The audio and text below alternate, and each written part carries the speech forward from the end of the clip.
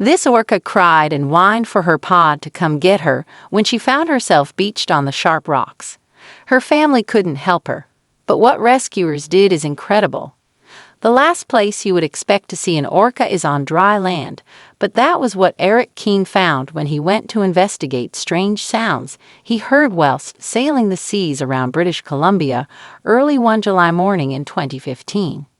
Eric is a whale researcher, and he was on his vessel, the Bangarang, conducting a study on fin whales in the area when he heard mournful cries from a small outcropping of jagged stone on the shore of Andrew Rocks. A young orca was in obvious distress, wedged between sharp rocks, increasingly out of the water.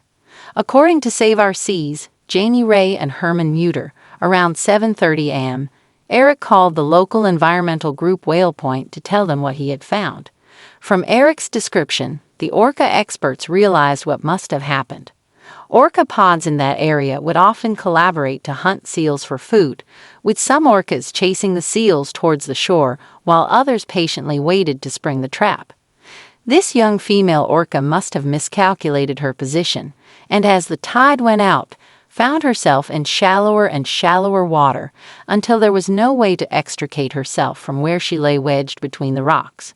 She was bellowing for help, obviously scared and probably in pain, when Eric fortunately sailed nearby. Eric was well known to Janie and Herman, often working closely with them on their research. They were traveling back from Hartley Bay towards their base when he alerted them to the young orca's plight. Janie and Herman knew that time was of the essence, and that they would need all the help they could get.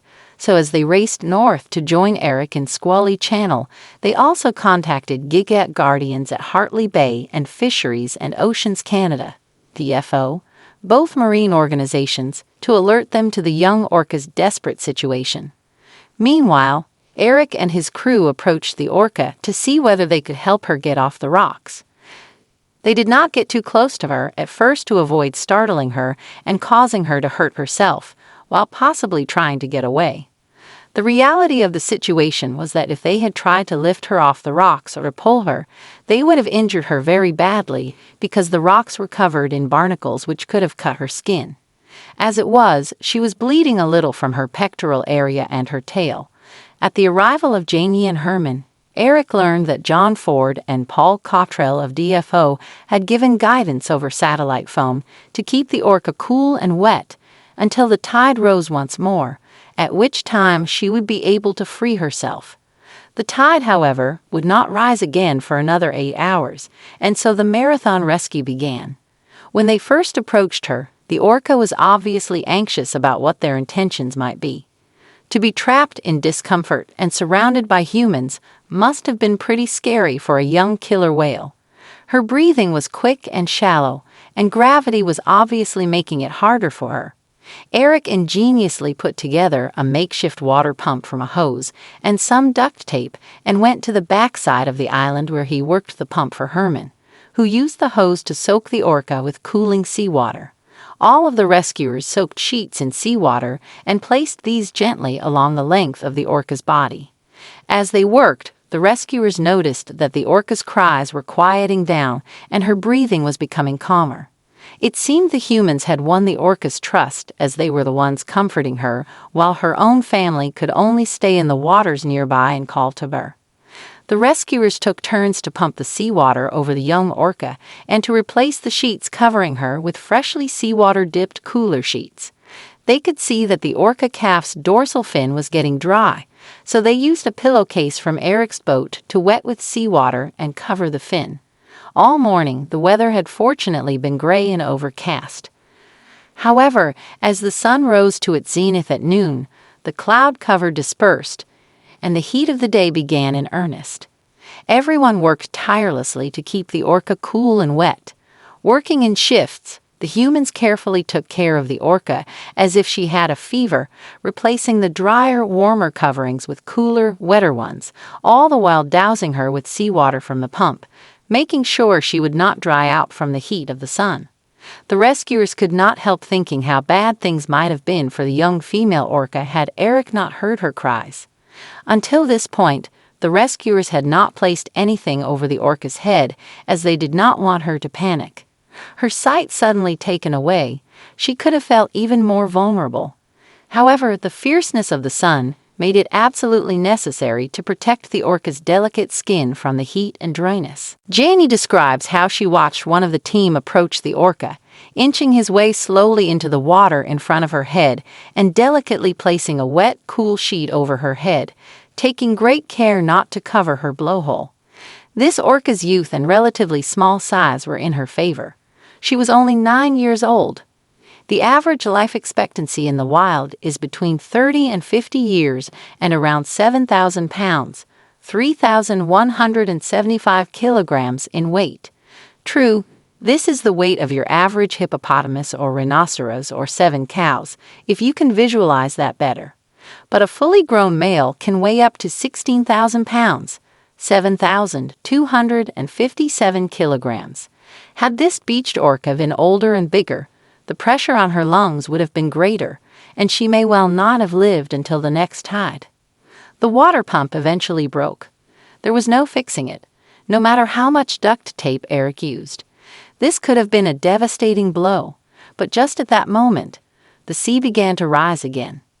After a total of 9 exhausting hours, the tide had risen sufficiently for the rescuers to begin the process of setting the young orca free.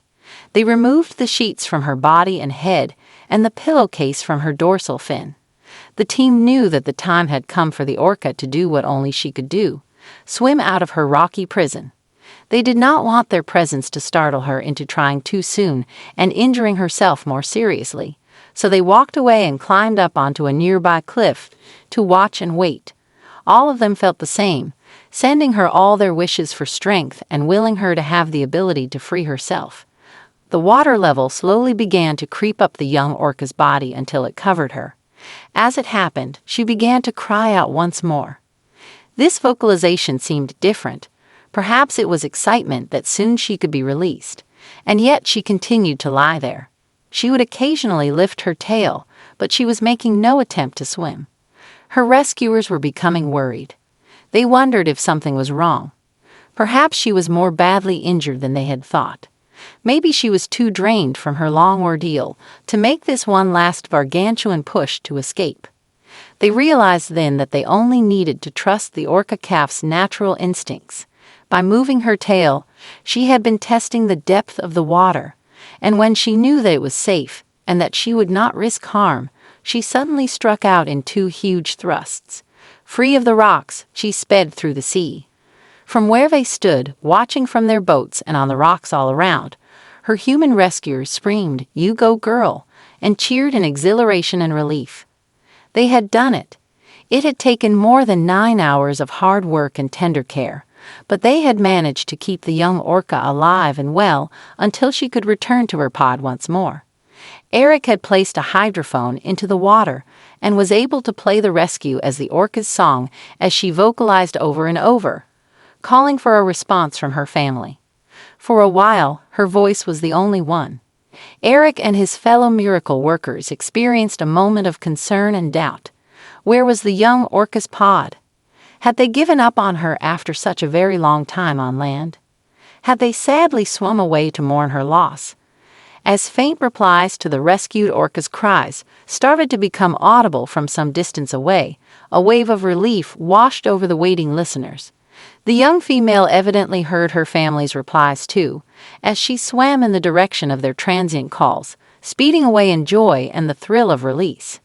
The team of human rescuers stood together in their shared emotions, feeling so proud and overwhelmed by what they had managed to do together.